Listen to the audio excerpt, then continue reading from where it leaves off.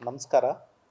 ನಾನು ಡಾಕ್ಟರ್ ದಿನೇಶ್, ನಿರ್ದೇಶಕರು ಶ್ರೀ ಜಯದೇವ ಹೃದ್ರೋಗ ಸಂಸ್ಥೆ, ಬನ್ನೇರುಘಟ್ಟಾರು.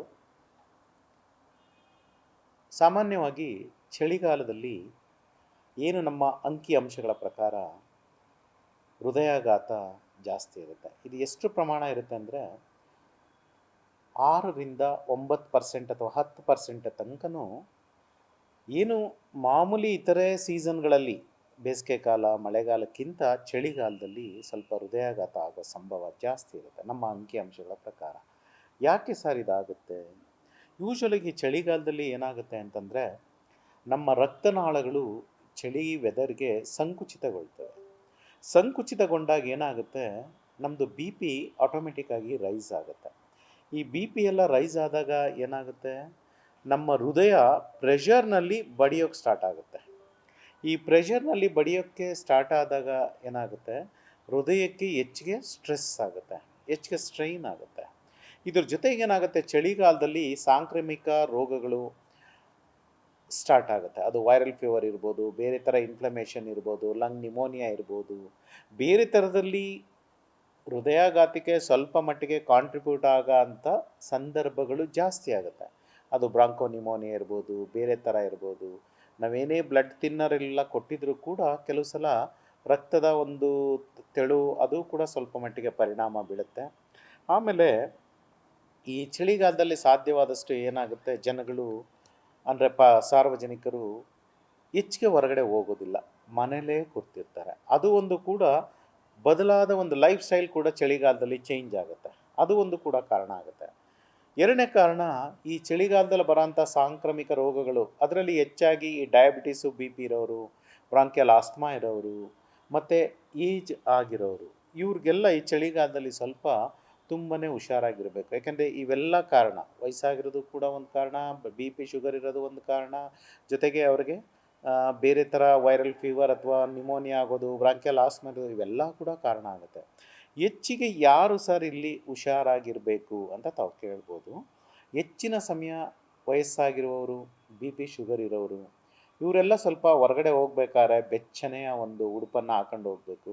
ಎಷ್ಟೋ ಜನ ಏನು ಮಾಡ್ತಾರೆ, ಬೆಳಗ್ಗೆ 5 ಗಂಟೆಗೆ ಎದ್ದು ಅವ್ರದ್ದು ಟೋಪಿ, ಸ್ವೆಟ್ರು, ಮಫ್ಲರ್ ಎಲ್ಲ ಹಾಕೊಂಡು ಹೋಗ್ತಾರೆ. ಆ್ಯಕ್ಚುಲಿ ಬಿ ಪಿ ಆಲ್ರೆಡಿ ಒಂದು ಸಲ ಒಮ್ಮೆ ಹೃದಯಾಘಾತ ಆಗಿರೋರು ಈ ಚಳಿಗಾಲದಲ್ಲಿ ನಾವು ಎಷ್ಟೋ ಜನಕ್ಕೆ ಅಡ್ವೈಸ್ ಮಾಡ್ತೀವಿ, ಏನಂತ, ಬೆಳಿಗ್ಗೆ ಹೊತ್ತು ಹೋಗಬೇಡಿ, ನಿಮ್ಮ ಏನಿದ್ರು ವ್ಯಾಯಾಮ ಅಥವಾ ವಾಕಿಂಗನ್ನು ಈವ್ನಿಂಗಿಗೆ ಶಿಫ್ಟ್ ಮಾಡ್ಕೊಳ್ಳಿ ಅಂತ.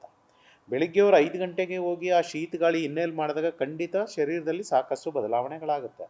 ಆದ ಕಾರಣ ಅವ್ರು ಏನಿದ್ರು ಹೋಗಲೇಬೇಕು ಬೆಳಿಗ್ಗೆ ಅಂದರೆ 8 ಗಂಟೆ ಮೇಲೆ ಹೋಗ್ಬೋದು, ಬಿಸಿಲು ಬಂದ ಮೇಲೆ ಹೋಗ್ಬೋದು. ಇಲ್ಲ ಅಂತಂದರೆ ಅವರ ಒಂದು ಕ್ರಮನ ಸಾಯಂಕಾಲ ಇಟ್ಕೋಬೇಕು. ಸಾಯಂಕಾಲ 4ರಿಂದ 6:30-7 ಗಂಟೆ ತನಕ ಅವರು ಎಕ್ಸಸೈಸ್, ವಾಕಿಂಗ್ ಎಲ್ಲ ಮಾಡ್ಬೋದು. ಎರಡನೇದು ಏನಾಗ್ಬಿಡುತ್ತೆ, ಈ ಚಳಿಗಾಲದಲ್ಲಿ ಎಷ್ಟೋ ಸಲ ಬೆಳಗ್ಗೆ ಎದ್ದ ತಕ್ಷಣ ಸ್ಮೋಕ್ ಮಾಡ್ತಾರೆ. ಬೆಳಗ್ಗೆ ಎದ್ದ ತಕ್ಷಣ ಅವರು ಸ್ವಲ್ಪ ಜಿಮ್ ಅದು ಇದಕ್ಕೆಲ್ಲ ಹೋಗ್ತಾರೆ. ಯಾವುದೇ ಥರದ ಎಕ್ಸಸೈಸ್ ಅಥವಾ ಬೇರೆ ಥರ ಮಾಡಬೇಕು ಅಂದರೆ ಸಾಧ್ಯವಾದಷ್ಟು 8 ಗಂಟೆಯ ನಂತರನೇ ಮಾಡಿದ್ರೆ ಉತ್ತಮ ಆರೋಗ್ಯಕ್ಕೆ. ಅದರ್ವೈಸ್ ಈ ಚಳಿಗಾಲದಲ್ಲಿ ಏನಾಗುತ್ತೆ, ಹೃದಯಾಘಾತ ಪ್ರಮಾಣ ಒಂದು ಸ್ವಲ್ಪ ಮಟ್ಟಿಗೆ ಜಾಸ್ತಿ ಆಗುತ್ತೆ. ಸರ್, ಇದನ್ನು ಹೊರತುಪಡಿಸಿ ಬೇರೆ ಯಾವ ರೀತಿಯ ಆರೋಗ್ಯ ಸಮಸ್ಯೆ ಎದುರಾಗ್ಬೋದು ಈ ಚಳಿಗಾಲದಲ್ಲಿ, ಮತ್ತೆ ಹೇಗೆ ನಮ್ಮನ್ನು ನಾವು ಪ್ರೊಟೆಕ್ಟ್ ಮಾಡ್ಕೊಳ್ಳೋದು ಅಂತ? ಚಳಿಗಾಲದಲ್ಲಿ ನಮ್ಮ ಶೀತ ಸಮಯದಲ್ಲಿ ಸಾಧ್ಯವಾದಷ್ಟು ಒಳ್ಳೆಯ ಆಹಾರನ ನಾವು ತಿನ್ನಬೇಕು. ಯಾಕೆಂದರೆ ನಮ್ಮದು ಚಳಿಗೋಸ್ಕರ ನಮ್ಮ ಬಾಡಿನಲ್ಲಿ ಬೇಸಲ್ ಮೆಟಬಾಲಿಕ್ ರೇಟ್ ಅಂತ ಹೇಳ್ತೀವಿ, BMR ಅಂತ, ಅದು ಕೂಡ ಜಾಸ್ತಿ ಆಗುತ್ತೆ. ಆ ಸಂದರ್ಭದಲ್ಲಿ ಒಳ್ಳೆಯ ಆಹಾರ ಅಂದರೆ ಪೌಷ್ಟಿಕಾಂಶ ಇರೋ ಅಂಥದ್ದು, ಪ್ರೋಟೀನ್ಸ್ ಇರೋ ಅಂಥದ್ದು, ಸೊಪ್ಪು, ವಿಟಮಿನ್ಸ್ ಇರೋ ಅಂಥದ್ದು, ಸೊಪ್ಪುಗಳಾಗ್ಬೋದು, ಕಾಳುಗಳಾಗ್ಬೋದು, ತರಕಾರಿ ಆಗ್ಬೋದು, ಸ್ವಲ್ಪ ಮಟ್ಟಿಗೆ ಮಾಂಸಾಹಾರನೂ ಕೂಡ ಇರ್ಬೋದು, ಇದನ್ನು ಹೆಚ್ಚಿಗೆ ಸೇವನೆ ಮಾಡಬೇಕು. ಸಾಧ್ಯವಾದಷ್ಟು ಬೆಳಗಿನ ಜಾವ ಅರ್ಲಿ ಮಾರ್ನಿಂಗ್ ಸಾರ್ವಜನಿಕರು ಹೊರಗಡೆ ಹೋಗೋದನ್ನು ಒಂದು ಸ್ವಲ್ಪ ಅವಾಯ್ಡ್ ಮಾಡಿ 8 ಗಂಟೆ ನಂತರ ಬೇಕಾದರೆ ಅವರು ಹೊರಗಡೆ ಹೋದರೆ ಒಳ್ಳೆಯದು. ಆವಾಗ ಒಂದು ಸ್ವಲ್ಪ ಶೀತದ್ದು ಕಡಿಮೆ ಆಗಿ ಒಂದು ಸ್ವಲ್ಪ ಬಿಸಿಲು ಹವೆ ಬಂದಿರುತ್ತೆ. ಮೂರನೇದು, ಈ ಒಂದು ಸಂದರ್ಭದಲ್ಲಿ ಮೆಜಾರಿಟಿ ಆಫ್ ದ ಎಲ್ಲರೂ ಆಸ್ತಮಾ ಇರೋರು ಇರ್ಬೋದು, ಡಯಾಬಿಟಿಕ್ ಇರೋದು, ಅವರು ಈಸಿಯಾಗಿ ರೋಗಕ್ಕೆ ತುತ್ತಾಗ್ಬಿಡ್ತಾರೆ. ಯಾವ ಥರ ಕೆಮ್ಮು ನೆಗಡಿ ಅಂತ ಸ್ಟಾರ್ಟ್ ಆಗುತ್ತೆ, ಅದು ನಿಮೋನಿಯಾ ಥರ ಆಗ್ಬೋದು, ಅಥವಾ ಬೇರೆ ಥರ ಒಂದು ಅದು ಇನ್ಫ್ಲಮೇಷನ್ ಎಲ್ಲ ಆಗಿ ನಮ್ಮ ಶರೀರದ ಮೇಲೆ ತುಂಬಾ ವ್ಯತಿರಿಕ್ತ ಪರಿಣಾಮ ಬೀಳುತ್ತೆ. ಹಾಗಾಗಿ ಸಾರ್ವಜನಿಕರಲ್ಲಿ ನನ್ನ ವಿನಂತಿ ಏನಂತಂದರೆ, ಚಳಿಗಾಲದಲ್ಲಿ ತಾವೆಲ್ಲರೂ ಕೂಡ ಬೆಚ್ಚನೆ ಉಡುಪು ಧರಿಸಿ, ಇಲ್ಲ ಬೆಳಿಗ್ಗೆ 8 ಗಂಟೆ ನಂತರ ವಾಕಿಂಗ್ ಮಾಡ್ಬೋದು, ಇಲ್ಲಾಂದರೆ ಸಾಯಂಕಾಲ ಅದನ್ನು 4ರಿಂದ 6 ಗಂಟೆ ತನಕ ಮಾಡ್ಕೋಬೋದು. ಸೊ ಈ ಥರ ಮಾಡಿದ್ರೆ ನಾವು ನಮ್ಮ ಶರೀರವನ್ನು ಒಂದು ಸ್ವಲ್ಪ ಪ್ರೊಟೆಕ್ಟ್ ಮಾಡ್ಕೋಬೋದು. ಸರ್, ಈಗ ಸಣ್ಣ ಪುಟ್ಟ ಆರೋಗ್ಯದ ಸಮಸ್ಯೆ ಎದುರಾದಾಗ ಜನ ಪ್ಯಾನಿಕ್ ಆಗ್ಬಿಡ್ತಾರೆ. ಮತ್ತೆ ಈಗ ಏನಾಗ್ಬೋದು, ಏನಾಗುತ್ತೆ ನೆಕ್ಸ್ಟ್ ಅನ್ನೋ ಒಂದು ಭಯ ಅವರನ್ನ ಕಾಡ್ತಾ ಇರುತ್ತೆ. ಸೊ ಅಂಥವ್ರಿಗೆ ಏನು ಹೇಳ್ತೀರಾ ಸರ್? ಸಾಮಾನ್ಯವಾಗಿ ಸಾರ್ವಜನಿಕರು ಯಾವುದೇ ರೀತಿಯ ಭಯಭೀತರಾಗಬಾರ್ದು. ಯಾಕೆಂದರೆ ಅದು ಹೃದಯಾಘಾತನೇ ಆಗಲಿ, ಒಂದು ಸಿಂಪಲ್ ಜ್ವರ ಆಗಲಿ, ಅಥವಾ ಕೆಮ್ಮು ನೆಗಡಿ ಆಗಲಿ, ಬ್ರಾಂಕೋ ನಿಮೋನಿಯಾ ಆಗಲಿ, ಎಲ್ಲದಕ್ಕೂ ಕೂಡ ಉತ್ತಮವಾದ ಚಿಕಿತ್ಸೆ ಇದೆ, ಉತ್ತಮವಾದ ಒಂದು ಉಪಕರಣಗಳೆಲ್ಲ ಇದ್ದಾವೆ.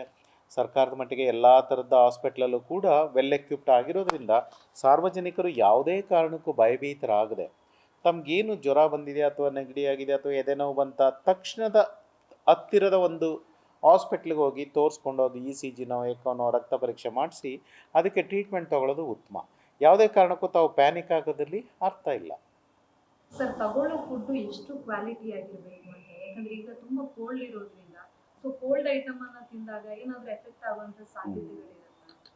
ಸಾಧ್ಯವಾದಷ್ಟು ನಾವು ಹೆಚ್ಚಿನ ಜನರು ಏನು ಮಾಡ್ತೀವಿ, ಉದಾಹರಣೆಗೆ ಇವತ್ತು ಸಾಂಬಾರು ಮಾಡಿದರೆ ಅದನ್ನು ಮತ್ತೆ ನಾಳೆಗೂ ಫ್ರಿಡ್ಜಲ್ಲಿ ಇಟ್ಕೊಂಡು ತಿಂತೀವಿ, ಅಥವಾ ನಾಳಿದ್ದು ಇಟ್ಕೋತೀವಿ. ಎಷ್ಟೋ ಸಲ ಯಾಕೆ ಹಂಗಾಗುತ್ತೆ ಅಂದರೆ, ಕೆಲಸದ ಒತ್ತಡದ ಒಂದು ಪರಿಣಾಮದಲ್ಲಿ ಹಸ್ಬೆಂಡ್ ಆ್ಯಂಡ್ ವೈಫ್ ಇಬ್ಬರು ವರ್ಕ್ ಮಾಡ್ತಾ ಇರ್ತಾರೆ. ಆ ಒಂದು ಸಂದರ್ಭದಲ್ಲಿ ಟೈಮ್ ಇರೋದಿಲ್ಲ ಅವ್ರಿಗೆ. ಆದರೆ ನೀವು ಏನು ಇವತ್ತು ಮಾಡಿದ ಸಾಂಬಾರು ಅಥವಾ ಪಲ್ಯ ಅಥವಾ ಏನೇ ಇರ್ಬೋದು, ನೆಕ್ಸ್ಟ್ ಡೇ ನೀವು ಫ್ರಿಡ್ಜಲ್ಲಿಟ್ಟು ಮತ್ತೆ ಅದನ್ನು ಬಿಸಿ ಮಾಡಿದಾಗ ಅದರದ್ದು ನ್ಯೂಟ್ರಿಷನ್ ವ್ಯಾಲ್ಯೂ 50% ಕುಗ್ಗೋಗ್ಬಿಡುತ್ತೆ. ಏನು ಇವತ್ತು ನೀವು ಫ್ರೆಶ್ ಆಗಿ ಏನು ನೀವು ಸಾಂಬಾರು ಅಥವಾ ಪಲ್ಯಗಳು ಅಥವಾ ಏನು ಮಾಡಿರ್ತೀರ, ಅದು ನಾಳೆಗೆ ನೀವು ಏನೇ ಫ್ರಿಡ್ಜಲ್ಲಿ ಎಂಥ ಒಳ್ಳೆ ಫ್ರಿಡ್ಜಲ್ಲಿಟ್ಟರು ಕೂಡ ಅದರ ಒಂದು ವಿಟಮಿನ್ಸ್ ಇರ್ಬೋದು, ಅಮೈನೋ ಆ್ಯಸಿಡ್ಸ್ ಇರ್ಬೋದು, ಅಥವಾ ಬೇರೆ ಥರ ಗುಣಗಳು, ಆಹಾರ ಒಳ್ಳೆ ಗುಣಗಳುಳ್ಳ ಅಂತ ಎಂಥದೇ ಆಹಾರ ಆದರೂ ಕೂಡ ನೆಕ್ಸ್ಟ್ ಡೇ ನೀವು ಫ್ರಿಡ್ಜಿಂದ ಮತ್ತೆ ಹೊರಗಡೆ ತೆಗೆದಾಗ ಅದರದ್ದು ಒಂದು ಪೌಷ್ಟಿಕತೆ ಅಥವಾ ಪೌಷ್ಟಿಕಾಂಶ 50% ಕರಗೋಗುತ್ತೆ. ಹಾಗಾಗಿ ನನ್ನ ರಿಕ್ವೆಸ್ಟ್ ಏನು ಅಂತಂದರೆ, ತಾವೇನೇ ತಾಜಾ ತರಕಾರಿಗಳು ಅಥವಾ ಏನೇ ಮಾಡಿದ್ರು ಫ್ರೆಶ್ ಆಗಿ ಮಾಡಿಕೊಂಡು ಒಂದು ದಿನದ ಮಟ್ಟಿಗೆ ಮಾಡಿ, ಸ್ವಲ್ಪನೇ ಮಾಡಿ ಸಾಕು. ಅದನ್ನು 2-3 ದಿನ ಮಾಡಿ ಇಟ್ಕೊಂಡು ಆ ಥರ ಮಾಡೋದು ಅಷ್ಟು ಆರೋಗ್ಯಕರ ದೃಷ್ಟಿಯಿಂದ ಅದು ಒಳ್ಳೆಯದಲ್ಲ ಅಂತ ನನ್ನ ಭಾವನೆ. ಸೊ ಸಾರ್ವಜನಿಕರಲ್ಲಿ ನನ್ನ ವಿನಂತಿ ಏನಪ್ಪ ಅಂತಂದರೆ, ಒಟ್ಟಿಗೆ ಜಾಸ್ತಿ ಮಾಡ್ಕೊಳ್ಳೋ ಬದಲು ಸ್ವಲ್ಪನೇ ಮಾಡಿ ಉತ್ತಮವಾದ ಆಹಾರ ತಿನ್ನಿ, ಫ್ರೆಶ್ ಆಗಿರೋದು ತಿನ್ನಿ. ಇವತ್ತು ಸಾಂಬಾರು ಅಥವಾ ಏನೇ ಪಲ್ಯ, ಕಾಳು ಪಲ್ಯ ತಾವು ಮಾಡಿದರೂ ಕೂಡ ಮಧ್ಯಾಹ್ನ ರಾತ್ರಿಗೆ ಅದು ಮುಗಿಸಿ ಮತ್ತೆ ನಾಳೆ ಫ್ರೆಶ್ ಆಗಿ ಮಾಡಿ. ಆವಾಗ ನಿಮ್ಮ ಆರೋಗ್ಯ, ರೋಗ ನಿರೋಧಕ ಶಕ್ತಿಗೆ ಅದು ತುಂಬ ಪೂರಕವಾಗಿರುತ್ತೆ. ಸರ್, ಆರೋಗ್ಯದ ದೃಷ್ಟಿಯಿಂದ ಇಂಥ ಟೈಮಲ್ಲಿ ಯಾವ ಫುಡ್ ತಗೊಂಡ್ರೆ ಬೆಸ್ಟ್, ಅಥವಾ ಯಾವ ಫ್ರೂಟ್ಸ್ ಅಥವಾ ಯಾವ ವೆಜಿಟೇಬಲ್ ತಗೊಂಡ್ರೆ ಬೆಸ್ಟ್ ಅಂತ? ನಮ್ಮ ಪ್ರಕೃತಿ ಆಯಾಯ ಸಂದರ್ಭಗಳಲ್ಲಿ ಆಯಾಯ ಒಂದು ಚಳಿಗಾಲದಲ್ಲೇ ಬೇರೆ ಫ್ರೂಟ್ಸ್ ಇರುತ್ತೆ, ಬೇಸಿಗೆಗಾಲದಲ್ಲೇ ಬೇರೆ ಫ್ರೂಟ್ಸ್ ಇರುತ್ತೆ. ಸೊ ಹಾಗಾಗಿ ಎಲ್ಲ ಥರದ ಫ್ರೂಟ್ಸ್ಗಳು ಕೂಡ ಇಂಥ ಫ್ರೂಟ್ಸ್ ತಿನ್ನಬಾರ್ದು ಅಂತೇನಿಲ್ಲ. ಯಾಕೆಂದರೆ ಕೆಲವು ಸಲ ನಮಗೆ ಶೀತ ಆದಾಗ ನೀವು ಮಾವಿನ ಹಣ್ಣು ಬಾಳೆಹಣ್ಣು ತಿನ್ನಬೇಡಿ, ಐಸ್ ಕ್ರೀಮ್ ತಿನ್ನಬೇಡಿ, ಅಥವಾ ಬೇರೆ ಹಣ್ಣುಗಳು ತಿನ್ನಬೇಡಿ, ಸೊಪ್ಪು ಕಾಳು ತರಕಾರಿ ಅಂತ ಕೆಲವು ಸಲ ಅಂತಾರೆ. ಆದರೆ ಚಳಿಗಾಲದಲ್ಲಿ ಕೆಲವು ತರಕಾರಿಗಳು, ಕೆಲವು ಹಣ್ಣುಗಳು ಯಥೇಚ್ಛವಾಗಿ ಬರುತ್ತೆ. ಸೊ ನಮ್ಮ ನೇಚರ್ನಲ್ಲಿ ಏನು ಸಿಗುತ್ತೆ ಅದನ್ನೆಲ್ಲ ತಿನ್ಬೋದು. ತುಂಬ ಶೀತ ಆ ಥರ ಇದ್ದಾಗ ಡಾಕ್ಟ್ರನ್ನ ಸಲಹೆ ತಗೊಳ್ಳೋದು ಆಲ್ವೇಸ್ ಉತ್ತಮ.